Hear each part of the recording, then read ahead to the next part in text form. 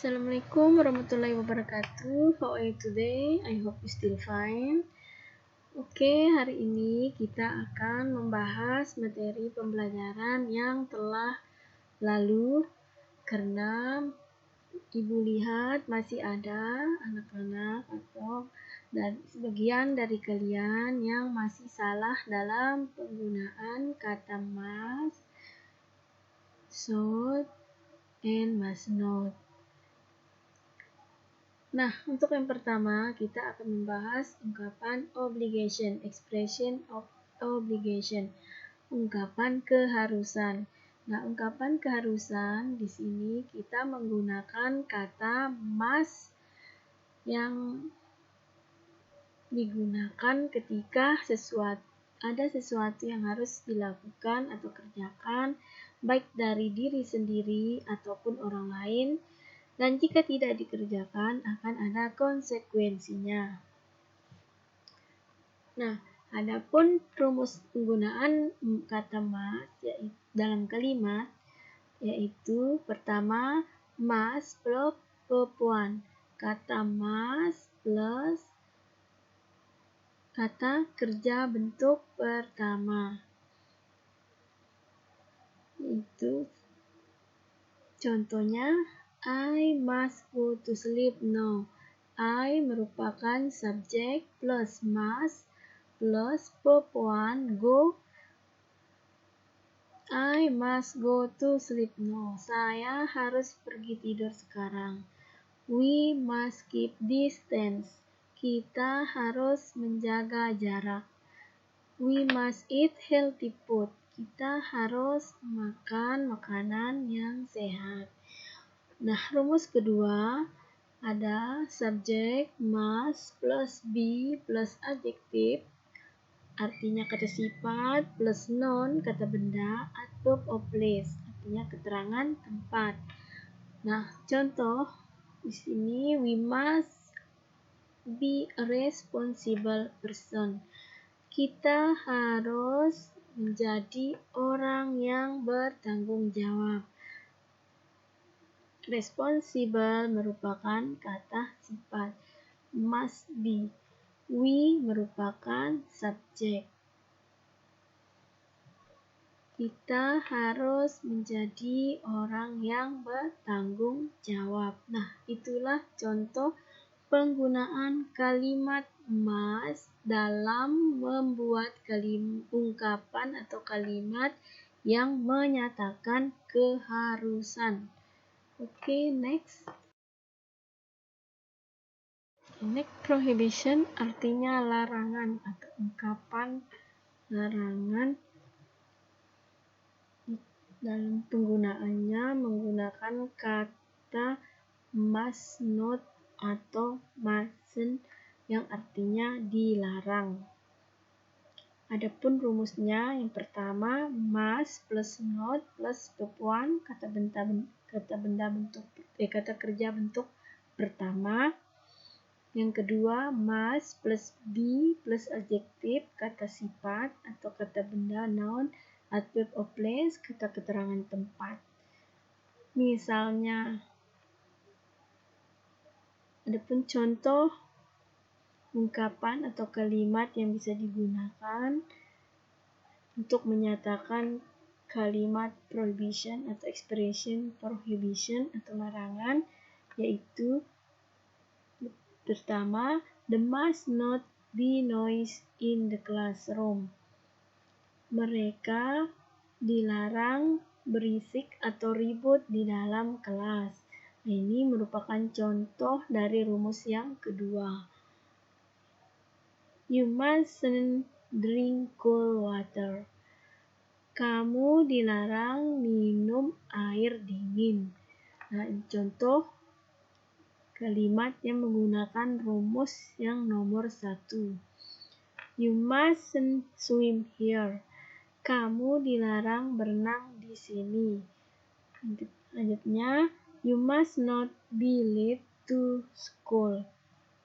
Kamu tidak boleh atau kamu dilarang datang terlambat ke sekolah. Next, You mustn't use a mobile phone in class. Kamu dilarang menggunakan HP di dalam kelas.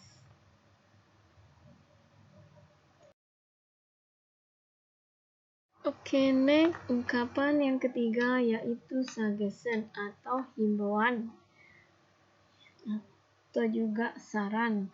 Ya. Nah, himbauan atau saran ini sifatnya boleh dikerjakan, boleh juga tidak. Dalam penulisannya dalam kalimat, kita bisa menggunakan kata should yang artinya seharusnya. Nah, adapun rumusnya untuk membuat kalimat suggestion atau himbauan yaitu subject plus should plus verb 1. Contohnya subjek plus should plus verb 1 kata kerja bentuk pertama. Contohnya, Susi should drink medicine to get well soon. Susi seharusnya minum obat supaya cepat sembuh. Yang kedua, you should see a doctor. Kamu seharusnya pergi ke dokter. You should take a rest. Kamu seharusnya istirahat. Yang kedua, subject plus be plus adjective, kata sifat, noun, adverb of time, kata keterangan tempat. Contohnya, you should be calm in the classroom. Kamu seharusnya tenang di dalam ruang kelas. Nah, itulah contoh penggunaan kalimat atau ungkapan di dalam membuat kalimat suggestion atau himbauan. Oke, next. Nah, baiklah, sekarang kita lanjut ke materi berikutnya, yaitu greeting card. Greeting card is a card or text containing certain expression sent to someone or people in certain moment.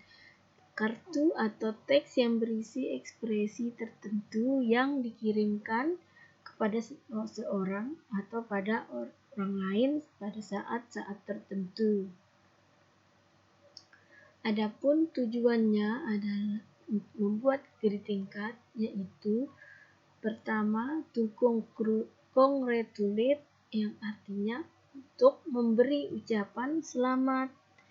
Nah, dalam memberi ucapan selamat, kita bisa menggunakan kalimat seperti contoh di bawah ini. Yang pertama, happy birthday, wish you all the best. Ini merupakan contoh kalimat yang bisa kita gunakan untuk memberi ucapan selamat kepada teman yang akan ulang tahun.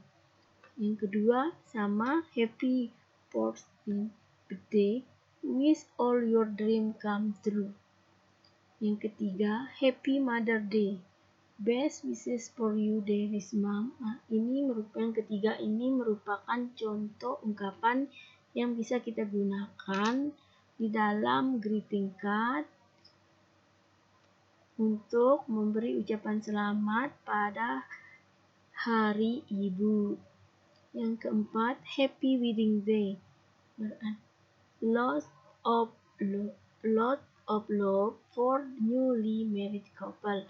Nah, yang ini untuk membuat greeting card tentang wedding day.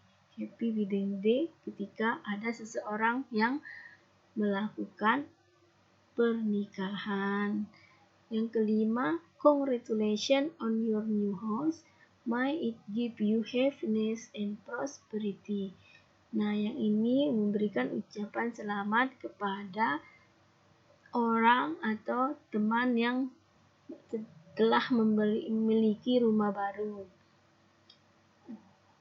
Yang keenam, congratulations on your graduation. Hopefully, you are accepted in a favorite school. Nah, yang keenam ini merupakan contoh ungkapan ketika teman kita sedang wisuda atau selesai dalam belajar. Oke, next. Oke, tujuan yang keduanya adalah to wish or to show condolence and sympathy. Artinya, menunjukkan belasungkawa dan simpati. Adapun contoh ungkapan kalimat bisa digunakan untuk menyatakan turut berduka cita atau simpati kepada teman atau seseorang. Kita bisa menggunakan kalimat yang pertama, contohnya I'm sorry for your loss. May your grandfather rest in peace. Yang artinya saya turut berduka cita, semoga kakekmu beristirahat dengan tenang. Nah, ini kalimat yang bisa kita gunakan ketika kita mempunyai seseorang teman yang kakeknya meninggal dunia dan kita ingin menunjukkan rasa simpati kita atau belasungkawa kita dengan menggunakan kartu ucapan belasungkawa. Yang kedua, I hope for your speedy recovery. Saya berharap untuk kesembuhan Anda yang cepat. Nah, ini kita menggunakan kalimat rasa simpati kita kepada seseorang yang sedang sakit. May the love of the family have you overcome your loss. Semoga cinta keluarga membantu Anda mengatasi kehilangan Anda. Nah, kalimat atau ungkapan yang bisa digunakan untuk mengatakan rasa simpati kita, turut berduka cita kita.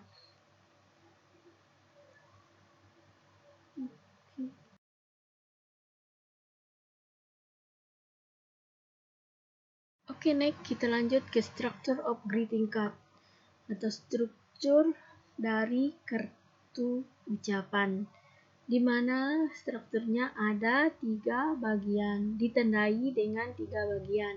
Yang pertama receiver, yang kedua sender, yang pertama receiver, yang kedua body atau isi kartu ucapan, yang ketiga sender. Nah, mari kita simak contohnya berikut ini.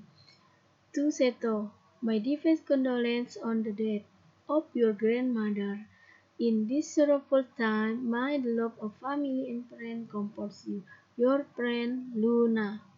Nah, dari contoh di sini, ini merupakan contoh condolence card.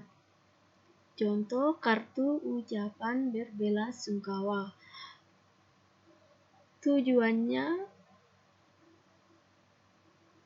apa tujuannya? The purpose of greeting card ini yaitu to show sympathy or condolence to a friend whose grandma passed away.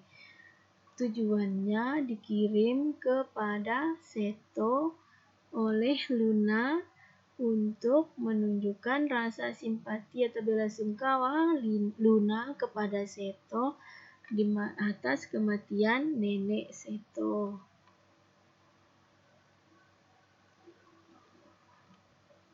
Nah, sampai di sini, apakah kalian sudah paham tujuan dibuatnya kartu ucapan selamat, kepada siapa dibuatnya, oleh siapa, dan apa isi atau body ucapan, isi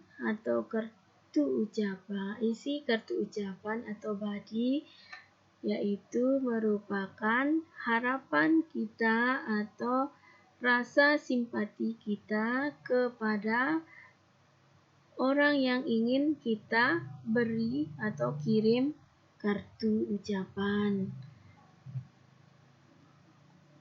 Oke. Nah, baiklah, cukup sekian hari ini yang dapat Ibu sampaikan. Apabila ada yang belum dimengerti atau belum dipahami, silakan tanya melalui grup WA. Kita diskusi melalui grup WA. Oke. Be smart student. See you next. Assalamualaikum warahmatullahi wabarakatuh.